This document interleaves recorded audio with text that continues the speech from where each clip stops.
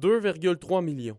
C'est le montant que le cégep de l'Abitibi-Témiscamingue devra se passer pour la prochaine année. Il s'agit donc d'une nouvelle tuile qui tombe sur la tête de l'établissement alors qu'elle est déjà aux prises avec des compressions. C'est sûr que c'est une mauvaise nouvelle.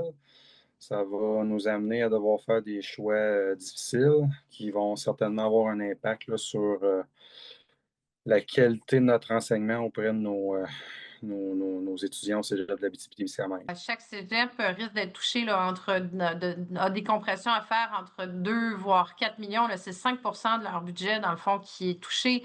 Donc, à l'heure actuelle, c'est des choix extrêmement difficiles qui vont être faits dans des secteurs qui sont névralgiques et qui risquent de toucher malheureusement là, les services aux étudiants et étudiantes. À l'heure actuelle, il est trop tôt pour connaître les choix que l'établissement devra faire pour arriver à atteindre la somme demandée. La liste là, des actions là, est en train d'être réfléchie. Elle devrait être choisie dans les prochains jours. Mais il n'en demeure pas moins que certains secteurs sont déjà potentiellement ciblés. Des professeurs, des enseignants qui sont permanents chez nous, on en a d'autres qui sont contractuels. Est-ce que c'est de ce côté-là qu'on doit devoir faire des choix déchirants? Est-ce que c'est au niveau des ressources, au niveau du soutien de nos étudiants?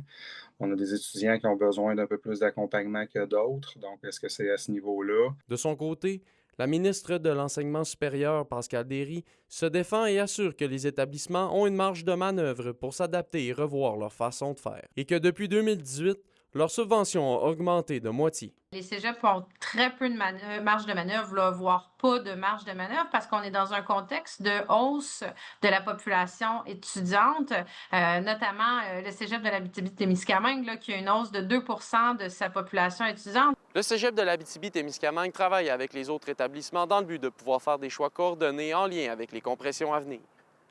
Olivier Morin, RNC Nouvelles, Rouyn-Noranda.